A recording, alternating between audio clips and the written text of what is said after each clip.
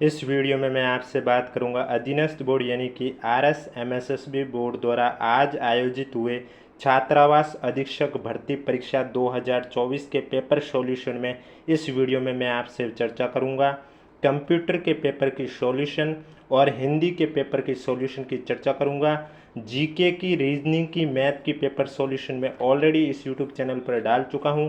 अगर अभी तक आपने नहीं देखा है तो लिंक नीचे डिस्क्रिप्शन में दिया हुआ है। और आपके 100 में से कितने क्वेश्चन सही हुए हमें कमेंट बॉक्स में नीचे ज़रूर बताएं। कैटेगरी भी साथ में लिखें ताकि कल आपके लिए एकदम सटीक कट ऑफ के बारे में भी आपको मैं चर्चा करूंगा, जिससे कि आपको अंदाज़ा लग सकता है कि कट ऑफ कितनी जा सकती है। और इसके अलावा इसकी पीडीएफ प्राप्त करने के लिए अगर अभी तक आपने हमारा टेलीग्राम ग्रुप ज्वाइन नहीं किया है तो लिंक नीचे डिस्क्रिप्शन में दिया हुआ, आप जाके ज्वाइन कर सकते हो। तो चलिए वीडियो स्टार्ट करते हैं। वीडियो स्टार्ट करने से पहले वीडियो को लाइक नहीं किया तो एक बार वीडियो को लाइक कर लीजिए और चैनल सब्सक्राइब कर लीजिए, क्योंकि आपको इस यूट्यूब चैनल पर छात्रावास अधीक्षक भर्ती परीक्षा से जुड़ी कोई भी अपडेट होगी वो सबसे पहले देखने को मिलेगी। फिर चाहे वो आपके बोर्ड द्वारा जारी ऑफिशियल आंसर की हो या उन पर आपत्ति के लिए लिंक एक्टिव का हो, चाहे आपका रिजल्ट का हो, रिजल्ट के बाद फाइनल आंसर की को लेकर हो, या फिर डॉक्यूमेंट वेरिफिकेशन को लेकर हो, फाइनल कट ऑफ को लेकर हो। जैसे जैसे अपडेटें आती रहेगी आपको इस यूट्यूब चैनल पर देखने को मिलेगी, इसलिए चैनल सब्सक्राइब के साथ नोटिफिकेशन भी ऑन रखिए। तो चलिए अब बात करते हैं कंप्यूटर और हिंदी के क्वेश्चन जो कि आज के पेपर में पूछे गए, उनके आंसर की चर्चा करते हैं। और जीके और आपके मैथ रीजनिंग के क्वेश्चन का मैं ऑलरेडी करवा चुका हूँ, जिसका लिंक नीचे डिस्क्रिप्शन में दिया हुआ है। अगर अभी तक आपने नहीं देखा है तो आप जाके देख सकते हैं। तो कंप्यूटर का क्वेश्चन नंबर फर्स्ट है, आप देख सकते हैं स्पष्ट रूप से लिखा हुआ है निम्नलिखित में से कौन उपयोगकर्ता द्वारा इनपुट किए गए डेटा को कंप्यूटर द्वारा समझने योग्य प्रारूप में परिवर्तित करने के लिए जिम्मेदार होता है। आपके पास ऑप्शन है ALU यानी कि arithmetic logic unit, input device, output device, operating system या अनुत्तरित प्रश्न। तो इसमें आपका जो करेक्ट आंसर है वो हो जाएगा आउटपुट डिवाइस। क्या हो जाएगा करेक्ट आंसर? आउटपुट डिवाइस यानी कि सी आपका करेक्ट आंसर हो जाएगा। आउटपुट डिवाइस द्वारा इनपुट किए गए डेटा को कंप्यूटर द्वारा समझने योग्य प्रारूप में परिवर्तित करने के लिए जिम्मेदार होता है। तो करेक्ट आंसर आपका हो गया सी। नेक्स्ट क्वेश्चन आपका कंप्यूटर से पूछा गया था कि निम्न में से चौथी पीढ़ी की भाषा से संबंधित है। क्वेरी भाषा, असेंबली भाषा, हाई लेवल भाषा, मशीनी भाषा, अनुत्तरित प्रश्न। तो इसमें जो चौथी पीढ़ी की भाषा से संबंधित है आपका राइट आंसर हो जाएगा क्वेरी भाषा, यानी कि क्वेरी भाषा आपका करेक्ट आंसर हो जाएगा। Option number A correct answer हो जाएगा। चौथी पीढ़ी की भाषा से संबंधित में राइट आंसर हो जाएगा ए। और आपको बता देता हूँ पेपर में नेगेटिव मार्किंग नहीं थी, बहुत स्टूडेंट को डाउट है कि नेगेटिव थी या नहीं थी, तो मैं आपको बता देता हूँ 100 क्वेश्चन है, इसमें कोई नेगेटिव नहीं थी। लेकिन अगर आपने एक भी गोला नहीं भरा ऐसा कोई क्वेश्चन, तब आपके क्वेश्चन नंबर का 1/3 नंबर है वो काट दिया जाएगा। पाँचों ऑप्शन को लेकर नया रूल जो कि सभी स्टूडेंट को मालूम है। नेक्स्ट क्वेश्चन है MS वर्ड एक उदाहरण है एक इनपुट डिवाइस का, सिस्टम सॉफ्टवेयर का, एप्लीकेशन सॉफ्टवेयर का, एक ऑपरेटिंग सिस्टम का या अनुत्तरित प्रश्न। तो जो MS वर्ड है वो उदाहरण किसका है? एप्लीकेशन सॉफ्टवेयर का उदाहरण है। करेक्ट आंसर हो जाएगा सी, एप्लीकेशन सॉफ्टवेयर का उदाहरण है MS word. Next question computer से पूछा गया था कि जो प्रोग्राम और निर्देश कंप्यूटर को प्रोसेसिंग करने में मदद करते हैं उसे क्या कहा जाता है? सॉफ्टवेयर, हार्डवेयर, मेमोरी, डाटा, अनुत्तरित प्रश्न। तो जो प्रोग्राम और निर्देश कंप्यूटर को प्रोसेसिंग करने में मदद करते हैं उन्हें सॉफ्टवेयर कहा जाता है। क्या कहा जाता है? उन्हें सॉफ्टवेयर कहा जाता है। तो करेक्ट आंसर आपका हो जाएगा ए। नेक्स्ट क्वेश्चन, अगर वीडियो पसंद आए तो वीडियो को लाइक करें, चैनल जरूर सब्सक्राइब करें और आपने कितने क्वेश्चन एग्जाम में सही किए हैं कमेंट बॉक्स में हमें ज़रूर बताएं। कैटेगरी भी साथ में लिखें ताकि कल आपके लिए एकदम सटीक कट ऑफ पर वीडियो लेके आ सकूं, क्योंकि हम तभी आपको एकदम सटीक कट ऑफ बता सकते हैं जब आप हमें अपना रिव्यू बता सकोगे। नेक्स्ट क्वेश्चन है सरणीय शब्द में कौन सा पढ़ते हैं? अब हिंदी में उपसर्ग और पढ़ते हुए होते हैं जो कि पीछे की ओर लगते हैं, उपसर्ग होते हैं जो आगे की लगते हैं। तो सरणीय में कौन सा उच्चारण आ रहा है? पहला शुरू तो होगा नहीं, दूसरा है अन्य, तीसरा है सर्व, चौथा है यह और पांचवा अनुत्तरित प्रश्न। तो ए और सी तो इसमें होगा ही नहीं क्योंकि ये तो उपसर्ग का बताया गया है और उपसर्ग आगे लगते हैं। क्वेश्चन में पूछा गया पढ़ते, तो आपके आएगा था य या अनिय। तो श्रवणीय में जब आप बोलोगे तो आपको उच्चारण आएगा अनिय का। किसका आएगा? अनिय का। तो करेक्ट आंसर आपका हो जाएगा बी। बी आपका करेक्ट आंसर हो जाएगा। नेक्स्ट क्वेश्चन, अंधेरा शब्द में कौन सा प्रत्यय है? आपके पास ऑप्शन है अंध, एरा, इया, आरा, अनुत्तरित प्रश्न। तो जो अंधेरा शब्द है इसमें आपका कौन सा प्रत्यय हो जाएगा? एरा प्रत्यय हो जाएगा, यानी कि बी आपका करेक्ट आंसर हो जाएगा। प्रत्यय, उपसर्ग और संधि में क्या होते हैं, जब हम किसी भी वर्ड के टुकड़े करते हैं तो उनका कुछ अर्थ होना चाहिए, जो आगे की ओर होते हैं उनका कोई अर्थ होना चाहिए, बिना अर्थ का नहीं होता। जैसे कि ऊपर श्रवणीय है, इसमें अन्य आया तो इससे पहले श्रवण, श्रवण का अर्थ निकलता है। अगर किसी का अर्थ नहीं निकलता तो वो एक तरह का टुकड़ा हमारा किया हुआ सही नहीं होता है।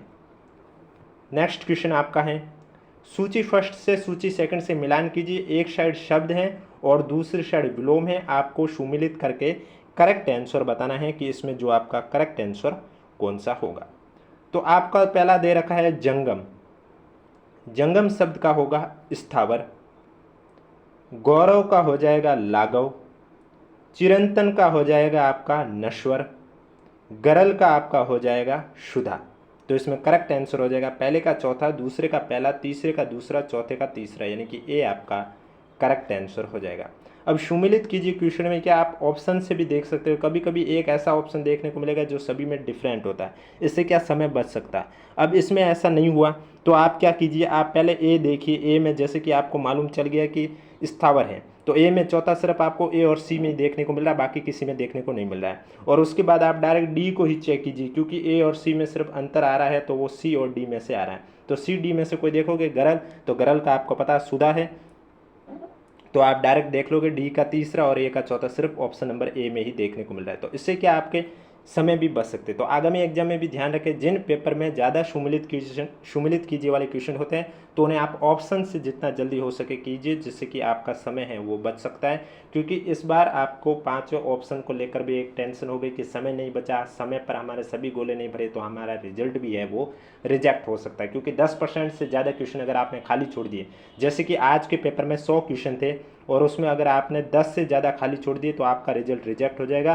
फिर चाहे आपके 100 में से 70 क्वेश्चन भी क्यों ना सही हो, 80 भी क्यों ना हो, और 10 से कम खाली छोड़ने पर आपका पर क्वेश्चन 1/3 के हिसाब से नंबर कटने शुरू हो जाते हैं।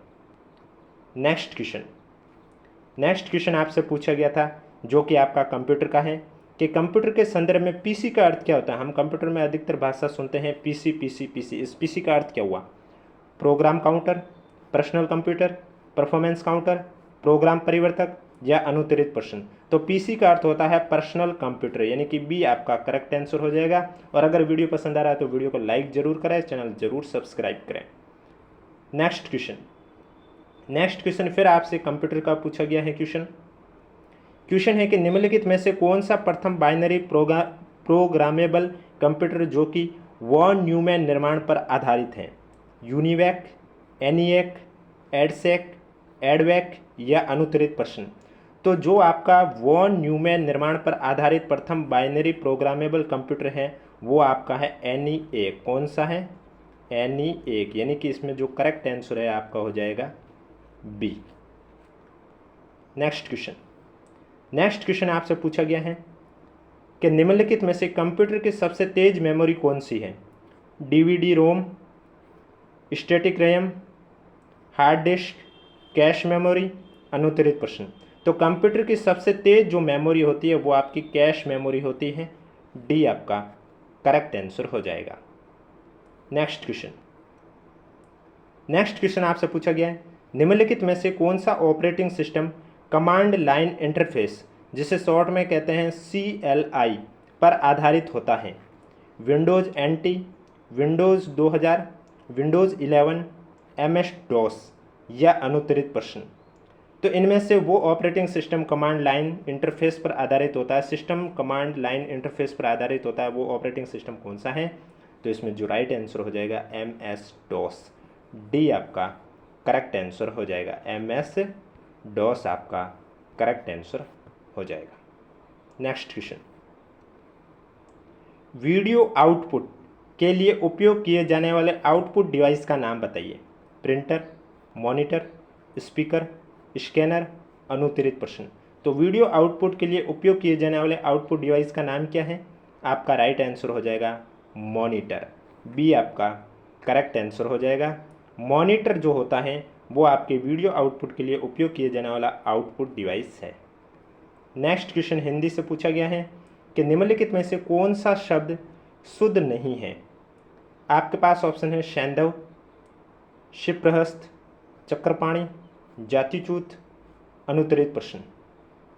तो इसमें जो आपका राइट आंसर हो जाएगा चक्रपाणी शब्द है वो शुद्ध नहीं है। सी आपका करेक्ट आंसर हो जाएगा। 91 क्वेश्चन का करेक्ट आंसर हो जाएगा चक्रपाणी, ये शुद्ध नहीं है। शुद्ध इस तरह से लिखा जाता है चक्रपाणी, यानी कि अशुद्ध कौन सा हो गया? चक्रपाणी। नेक्स्ट क्वेश्चन, संकल्प शब्द में कौन सा उपसर्ग होता है? अभी जो मैंने बताया वो पढ़ते था, जो कि वर्ड के पीछे लगते हैं, शब्दों के पीछे लगते हैं। अब है संकल्प जो कि शब्दों के आगे लगते हैं। आपके पास ऑप्शन है शन, अल्प, सम, संग, अनुत्तरित प्रश्न। तो संकल्प शब्द में उपसर्ग आपका आएगा सम उपसर्ग, और इसमें कौन सी संधि है वो आपको कमेंट बॉक्स में बताना है। और वीडियो पसंद आए तो वीडियो को लाइक भी करना है और चैनल भी सब्सक्राइब करना है, क्योंकि आपको इस यूट्यूब चैनल पर इसी तरह छात्रावास अधीक्षक भर्ती परीक्षा से जुड़ी पल पल की पेपर सॉल्यूशन के साथ अपडेट भी दी जाती है। और कल आपको एकदम सटीक कट ऑफ के बारे में भी वीडियो देखने को मिलेगा, और उसके लिए आपको कमेंट बॉक्स में बताना होगा कैटेगरी के साथ कि आपने आज के पेपर में 100 में से कितने क्वेश्चन हैं वो सही किए। नेक्स्ट क्वेश्चन, दुस्साहस शब्द में कौन सा उपसर्ग है? दुस, दोष हलंतया, दुस, दुर, अनुत्तरित प्रश्न। तो दुस्साहस शब्द में जो उपसर्ग है वो आपका दुस है, यानी कि यहाँ पर बी है वो आपका करेक्ट आंसर हो जाएगा। नेक्स्ट क्वेश्चन है आपका, कहावत का सही अर्थ आपको बताना है। कोठी वाला रोवे, छप्पर वाला सोवे। कहावत का सही अर्थ क्या है? सुविधा में कमी बनी रहना, अधिक धन चिंता का कारण होता है, नींद न आना, अमीर और गरीब की तुलना करना, अनुत्तरित प्रश्न। यानी कोठी वाला रो रहा है और छपरे वाला सोए। इस कहावत का यही सही अर्थ होता है कि अधिक धन होता है तब चिंता का कारण होता है। बी आपका करेक्ट आंसर हो जाएगा। नेक्स्ट क्वेश्चन, निम्नलिखित वाक्य में से कौन सी क्रिया की कौन सी है वो अशुद्धि है?